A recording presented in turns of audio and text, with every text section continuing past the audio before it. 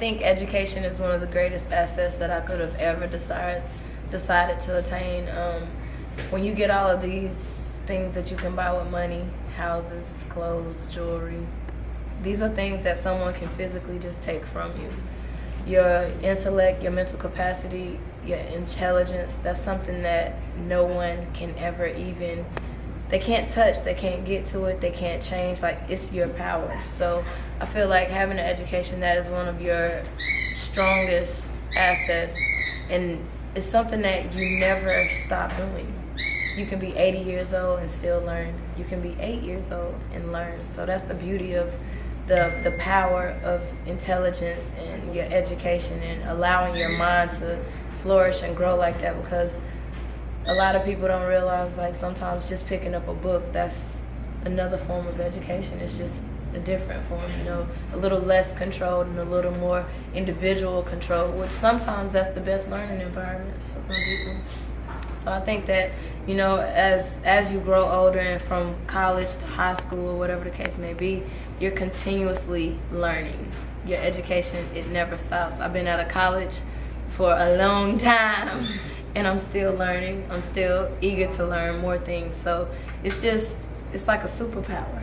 You just gotta tap into it and learn how to fall in love with it. Sometimes people make you hate it, because as a child, it's like punishment or torture. It's not something that you really enjoy, but that's the job of people like Miss McClarty, to like make it to where you can actually enjoy being in an intellectually stimulating environment. They contributed to all your success. The factors that contributed to my success, the first factor I would say is God. I am very, very spiritual. I have a great relationship with God, and to some people that might mean going to church every Sunday, but for me it means being around people that think in fellowship the way that I like to. So God has been a very big part of it. My family has been probably the second biggest part of it. My mom and my brother help me with everything that I need help with, without question, and that makes things a lot easier.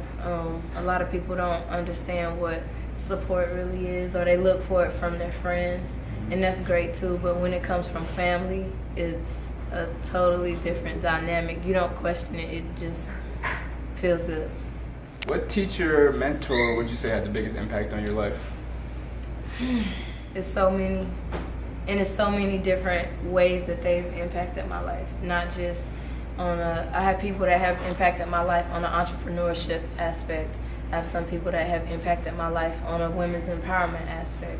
I have some people that have impacted my life greatly on a spiritual aspect. So everybody has had their different role to kind of like make this thing called my life just work the way that I need it to. So it's a lot of mentors that I have, even people that probably don't even think that I learned from them. I learned so much from them, and it helps me kind of guide the things in the way that I want to live my life. If you could be a student again, what would you do different?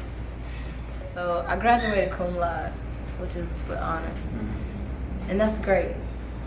But if I could do it again, I probably would have been valedictorian, because I didn't even put forth a lot of effort, and I still was at the top of my class. So if I actually would have really just gave it my all and my energy and my focus, I could have really exceeded my expectations. And I think that's something that we do a lot. We second guess ourselves to the point where we don't go as hard as we should, especially when we're younger, because of fear. Because at young ages, that's when you start developing this concept of fear. Like when you're real young, you're fearless, you don't think of anything, but as you're maturing and growing, you start to develop this concept of fear, and I think that kind of makes you a little less eager to really put your best foot forward. So if I could do it again, I definitely would give it a stronger effort than I did. I skated by with too much ease. I should have challenged myself a little bit. What are your words of wisdom for all students? It's to read. I know, like when you go to school and they want you to read certain books and you be like, this book is whack, I don't really want to read this book. Read it, even though But go home and have that book that you know you can fall in love with, that you can't you gotta get told, like, go to bed, put that book down. Like, find that book. Because once you find the type of stuff that you really enjoy and love to read, your passion for learning will grow so easy. And it'll be things that you're passionate about, not things that someone is forcing you to be passionate about. And that kind of helps you determine which direction you want to go to in life too. Like, when I was younger, I didn't know exactly what I never thought I would be what I am today. So you gotta like really try different things and allow yourself to experience other things. And sometimes it's through a book, sometimes it's through a magazine, sometimes it's through an article. You know, you just gotta allow your mind to really be open like that. And that's what helps you learn so much stuff. You just gotta let your mind allow yourself to experience different things till you figure out your niche, your lane. This is Dutchess of Ink. You're here in my tattoo shop, Charlotte, North Carolina, Pretty in Ink, and you are watching Young Faces Smiling.